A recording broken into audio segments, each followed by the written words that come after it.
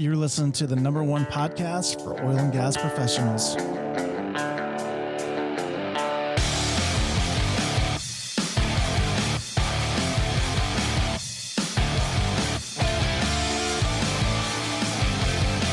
What's up? What's up? Michael Fry. I'm here with Dallas Bozeman. Hey, what's happening? What's happening, D? Let's have some fun today. Let's talk some sports and mix it into business. What do you say? Let's do it. What do you got? So we're going to talk about why it's important to celebrate success and why it's risky to celebrate success. Because, yeah, you've got to take time and find some margin in your life and really have some fun and celebrate your accomplishments. But at the same time, you got the real risk of becoming pretty selfish pretty quick if we just start focus on us and what our contributions are and what we think we're worth. No, that's right. You know, there's that old joke or the old saying that there's no I in team, but there is a me. And unfortunately, too many times people get the me first mentality, and then they find out in the end that they actually lose. Yeah. So so for example, let's look at, I know reading like Bleacher Report and some of the ESPN magazines that right now there's a big controversy in the wide receiver core in the NFL because even other receivers are saying, well, Odell Beckham should be being paid more than what he is. You know, he's on a rookie salary and now he's been in the league for years and he's still under this contract, but he's the best receiver in the league. So he should be making 16, 17 million. And, you know, he's barely scrapping a few million a year, if that. So then Odell Beckham Jr. doesn't show up to camp. And now it's, well, he's in contract negotiations and he's just kind of leveraging this. And you look back and the way I look at it, me personally, I go, bro, you signed a contract. Like you signed a contract as a rookie. They said, this is how much we're going to pay you for your services. They don't know if he's ever going to pan out, if he's going to be successful at that level. Yeah, he's turned into one of the greatest, but you still signed a piece of paper and said, I'm willing to work for this. But now somebody's chirping in your ear and telling you you're worth more than that. You're better than that. And now you don't want to put in the work. So if you stop showing up to camp and you stop performing because you feel like you're not being paid enough, really all you're doing at the end of the day is devaluing yourself because you're going, I feel like I'm only getting about 50% of what I would, so I'm going to put in 50% of the effort. Why? What is the motivation to pay you more money if I can't get my money's worth out of what I'm paying you now? Yeah, and it goes back to also, I think it was 2 seasons ago, and him and Josh Norman were having their just brawls out there on the field, and Tom Coughlin didn't do anything, didn't pull him out of the game, didn't punish him, was just kind of like, well, it's Odell Beckham. I can't take the star out of it. And then what happens? It starts to turn into who he is, right? And Coughlin took a lot of heat for it. It should have been like, look, I'm going to make a statement and say, we're not going to have this BS on the field. You know, I think the Giants, you know, the Mara family are probably one of the proudest football families or any professional sports family that there is. I can imagine that probably drove them crazy to see someone wearing their logo, as you hear me say a lot, wearing their logo, acting a fool out there on the field. Yeah, and even Mara kind of taking this another direction a little bit here, but still, Mara was recently cited talking about the Kaepernick incident and whether or not he was going to bring him on as a backup quarterback. And Mara came out and he said, yeah, we looked at Kaepernick, but we ultimately decided not to. And he said they did it for on-field reasons. But still, even though that's what he said, he clearly made the point that once they said they might look at Kaepernick, that the fan mail started rolling in. And they were like, we will never come to another Giants game again if you hire this guy, if you bring him in as a backup. Like, that's not what New York is about. After everything for 9/11 and what this state is about and these people are about, we're not going to support that anti-patriotic behavior that they viewed in Kaepernick. So you look at, again, here's another example of somebody who took a personal agenda into a professional environment, and now he's kind of feeling the ramifications of that. Yeah, and I think back to Odell Beckham here real quick. You know, there's a lot of people who hold out, and they hold out for a lot of reasons. And unfortunately, organizations, I don't want to say they feel obligated, but there are a lot of organizations who just put their foot down and go, nope, ain't going to do it. And oh, by the way, your contract states that every day you don't show up, you're going to lose money.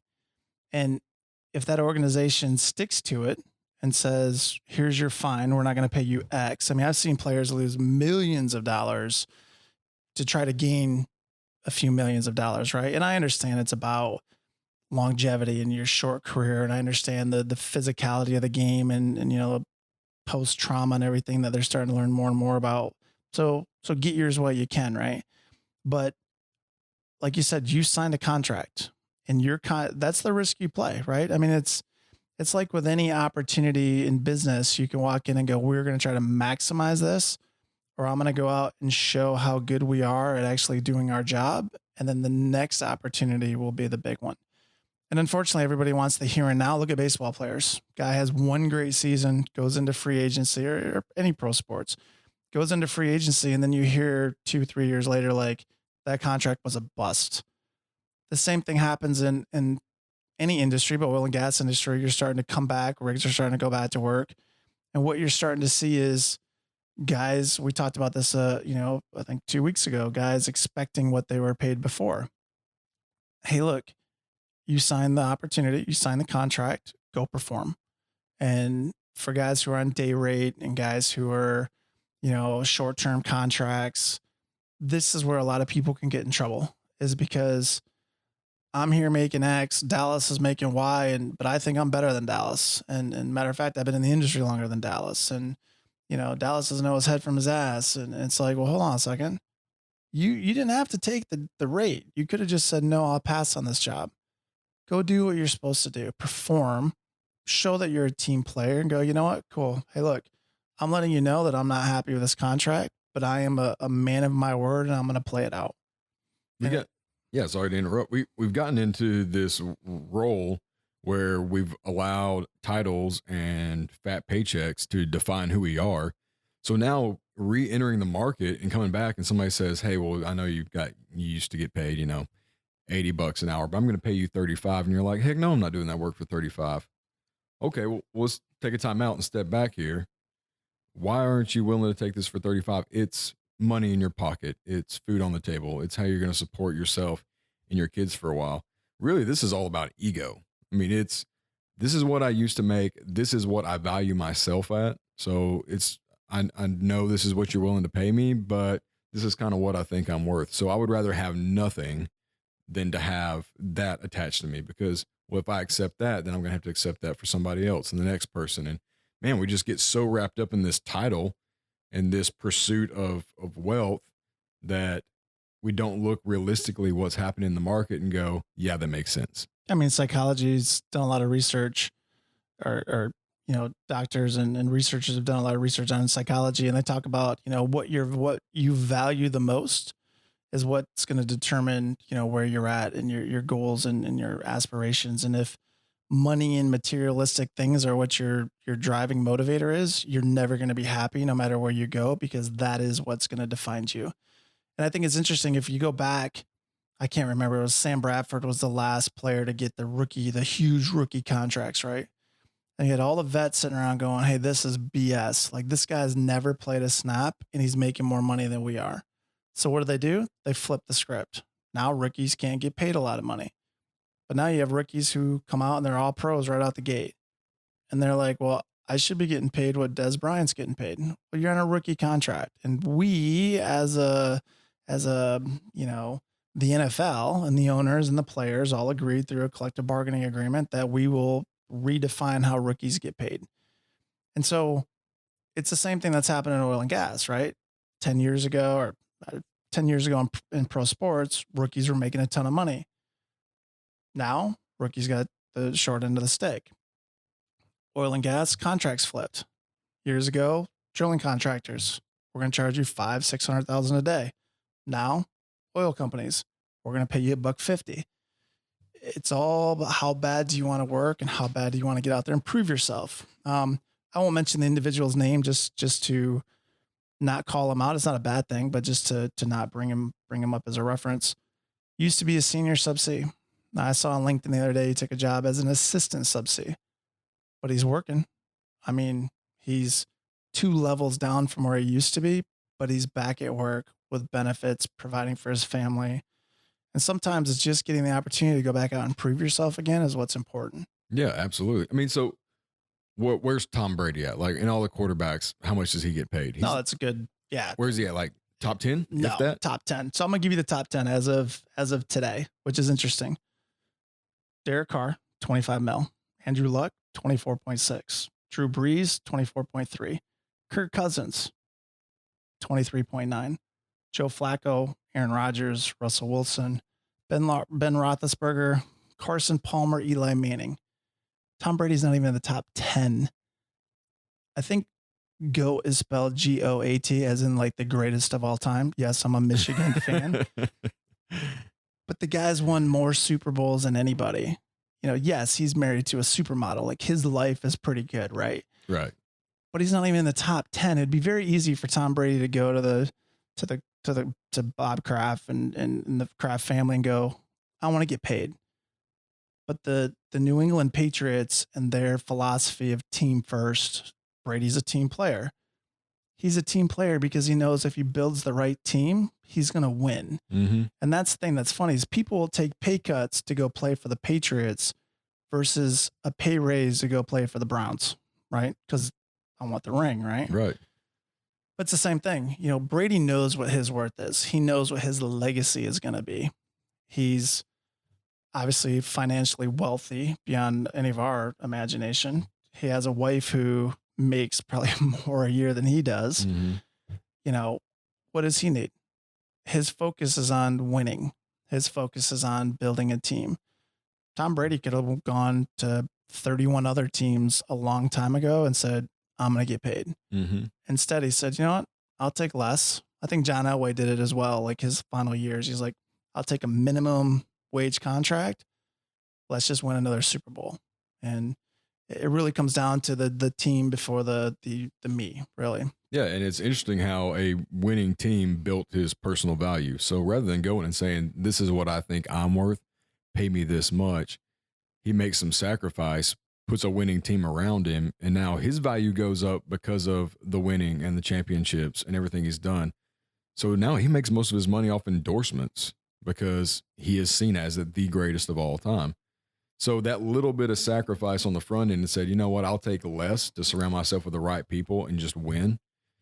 That now on the backside, he has set himself up for decades to come with, I'm sure, endorsement deals and things like that, because his focus wasn't on what's in it for me. It was what's best for the team and how can their success elevate my success. And I think the last Super Bowl really will be the defining moment in his career, right? I mean, they're getting blown out. People are leaving. They're like, this is a wash. Hell, I'm going to be honest with you. In the third quarter, I was like, this is horrible because I was cheering for the Patriots. And by the time I got home, it was like, all right, they're within 8. And I was like, holy smokes, here they come, right?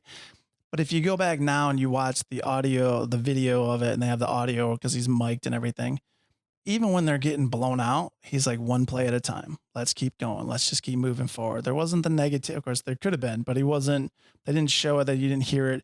He didn't have the negative as the leader of the team, the head of the franchise. It was like, come on, guys, one play at a time. We'll get right back into this. The flip side, you can see that the Falcons starting to be like, oh my gosh, here we go. Mm-hmm. Here comes Captain America. They're going to do it again. Starting to doubt, starting to question. And that really leads into kind of where you brought up Kaepernick. The thing that I think is interesting is 99% of the leaders in pro sports, football wise, are the quarterbacks, right? They're the head of the franchise, highest paid players. They're all the pretty boys. But the thing with Kaepernick is he went against corporate America, right? And this isn't about whose beliefs are right, what belief, this or that. It's just, it really comes down to understanding that there's a time and place for your message. And unfortunately, when your career is based on performance, if you start letting your personal views of things start to interfere with your workplace, you very quickly find yourself like Kaepernick, which is without a job. Now, the guy was a Pro Bowl quarterback. He took his team to the Super Bowl. You know, I saw him when he played for Nevada. I thought he was a good quarterback, you know, the whole pistol formation and everything. But the problem is he lost his focus, right? And right after it all started happening, there were a lot of players who were taking a knee, and it was kind of like the flavor of the month, right? And I hate to use it that way, but that's what it was in my opinion.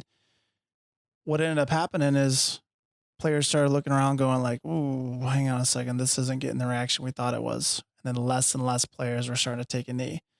And at the end of the day, it was just him. And then guess what? It's time for a new contract. And then it's, well, I'm not going to take a knee next year. And it's like, well, hold on a second. So you've changed your view on what was going on? Like, no, no, no. I just realized now it, it maybe that wasn't the right place. Right. But it's too late, right? It's too late because as you mentioned with the Maras and everybody else, they will say the right thing, which is on the field performance. But the reality is when your organization is getting blown up with like, get this guy out of here, you're never going to go anywhere. And I tie the story in. I was at a corporate a drilling contractor, and I was having issues with my supervisor, and we had a difference of opinion. I'll just call it that. It wasn't really an issue. And I went home and posted on Facebook. This is the exact message. Worst day of my career. Need to regroup, read some 48 Laws of Power, take a look in the mirror, and get ready for tomorrow. I got wrote up for that, for improper use of social media. First of all, I was like, I didn't even realize we had a social media policy, first and foremost. Second of all, I was like, really? Like, I didn't say anything about the company. I didn't say anything about you. I just said it was the worst day of my career. HR department said, but what if somebody who knew you wanted to come join the company and saw that you felt that you had the worst day of your career? I still to this day kind of go, BS, but it is what it is. I fell on the sword. I said, you know what? As a supervisor in the organization, I realized it wasn't the right thing to do. It'll never happen again. I apologize for that moment of indiscretion, right? And post was gone. I mean, the post was gone within hours. It was like, yeah, it probably wasn't the smartest thing to do, but somebody had seen it. And I think in today's world where there are options for you to be replaced, I think people have to be very cautious on what they say, even though people say, oh, it's my social media, it's my whatever. If you represent a company with another logo on your chest, you really need to think about some of the things that you say. I'll tell you, me, for example, there are a lot of times I want to blow up about stuff. And you know me, like once I get on a rant, it's like, here we go. But you'll never see it in social media because I'm the face of the organization, right? And if people are like, well, I disagree with Mike, and oh, Mike's this, and Mike's, we've talked about it with hiring people, Matt in the core groups, what do? We go look on social media. What does he do? How does he act? What is his, kind of demeanor away from the workplace? Do I want that type of person working for me? That's what's happening with these pro athletes. And there's a lot of carryover to what happens in your personal and professional life if you just find these nuggets of opportunities to learn. Tom Brady's not the highest paid player, but he gets his. Odell Beckham Jr., yes, he's proven himself, but he signed a contract, right? You signed a day rate contract. Do what you're there to do, perform the way you're there to perform, and see what happens, the next time around. If you're a company man, you've heard the term many times in corporate America, like, oh, you're a company guy. No, I do what my company asks me to do. My company rewards me financially for my job, and I supply them with IP and hard work. Yeah, I mean, so what if we all went out and said, hey, I want to be paid like a quarterback and I want to be a quarterback, and everybody gets what they want? Imagine a team that had 11 quarterbacks in the huddle. How much would really get done? Then you got nobody to do your skills. You got nobody to run the ball. You got nobody to block. Yeah, everybody wants to, you all want to be paid like that. You all want to look like that, but it's not functional. That's just not how the world works. It's not realistic. But in our society today, I mean, the American Psychological Association, they did a study worldwide, and they said that this era that we're living in is the most narcissistic the world has ever seen. And you think about it, like, you're right. Like Facebook, we build pages about ourselves. Like, we dedicate a page to ourselves and say, look at me, let me know how many times you like what I'm doing. I mean, that's pretty narcissistic compared to what it used to be. And so this is kind of bleeding over into our workforce and into the professional athletes we see and all these people that we kind of put up on a pedestal. But it's the same thing. Everybody's saying, this is my value. This is what I'm worth. Everybody needs to look at this. And if what I see in the reflection isn't matching what you think of me, then I'm going to go somewhere else. And unfortunately, there's someone else that'll pay it. I think if all the teams got together and just said we're not going to pay it, guess what? There's going to be a lot of people going, no, no, no, no, that's okay. I'll take it. I'll take it. Where if pro athletes, and it'll never happen. It's just the reality of sports. If I gave you a contract, so you're Dallas, 5 years, 50 million, and you're like, well, I really wanted 52. Here's 5 years, 20 million. And you're like, whoa, hold on a second. It's like game shows, right? Steve Harvey's got this new game show out called the Thunderdome, where it's like Shark Tank, but people vote on which one should get funded. And at the very end, they have this, the kind of the you have an opportunity to just take the money and run, as he says. And he just throws out random numbers, and it climbs up and then it climbs down. That reverse negotiation is a mother when it happens to you. It's just, we joke about it here. It's like, hey, I'm willing to pay you X. Cool. Now I'm willing to pay you D. Like, well, hold on a second. Why are you going backwards? And it's like, why are you being greedy?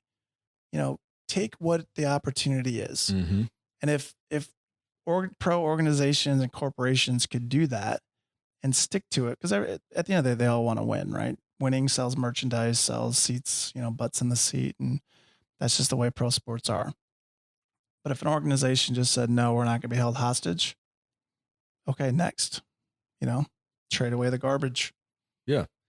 And how long does it take for corporate America to catch on to that, where they start linking up and kind of almost like reverse unionizing and saying, hey, well, this is what we're willing to pay and we're going to standardize this. I mean, they do it anyways. People look around, they say, hey, what are you charging?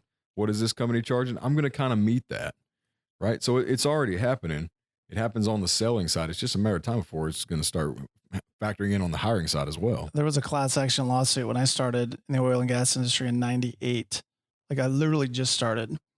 And what the class action lawsuit was about was organizations were getting together for these business meetings, quote unquote. And they were basically saying, this is what we're going to pay senior sub-Cs, for example. They all kind of colluded to not pay more than what the other one was. And so they kind of suppressed where the market was. Somebody found out about it, went to a lawyer, class action lawsuit for whatever it is, but ended up costing all of these major companies money for it. And so, yeah, I'm sure it happens. And then the reverse of it is, guess what? The demand's there and they just start outbidding each other. And now why are guys making $300K a year in sub-C? Because the demand was there and they're like, we'll pay whatever it takes. And so the reason we wanted to talk about this is Dallas and I were kind of talking about celebrating and enjoying your successes and the fruits of your labor. But at the same time, you really got to see the bigger picture, right? Odell Beckham's going to get his. Tom Brady's gotten his. Yes, longevity is short.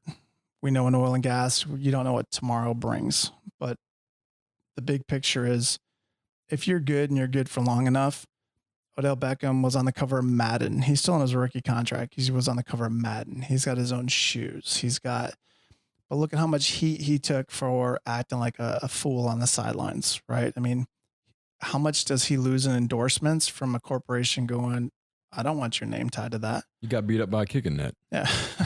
Then he proposed to it. So then people go, is he there mentally, right? Yeah. But no, I mean, I think it's good. I think it's good to kind of break it up, kind of change it up a little bit, but celebrate your success. Cool in the gang. They talked about celebrate, and you have to enjoy the fruits of your labor. You have to have those margins, as we talk about, work-life balance, whatever term you want to use. And if you don't, you're going to burn out sooner or later, but it's important. It's important to just kind of see the bigger picture. Look at the failures of others, right? Look at what happens when people get greedy. Look what happens when people get desperate. Look at what happens when people speak out against corporate America and social issues and the president. And I mean, I'm all for the freedom of speech, but the freedom of speech, you probably shouldn't do it when you have your company's logo on your company's time, in your company's workplace. Just something to think about with that one. At the end of the day, honor your contract and check your ego at the door. That's right. That's right. So until the next, Dallas and I, we always appreciate you taking the time to check in with us. We love interacting with you guys. So please feel free to drop us a line at Mike@DeepwaterSubsea or Dallas@DeepwaterSubsea.com. And until the next episode, be safe, work hard, and we'll talk to you soon. Thanks.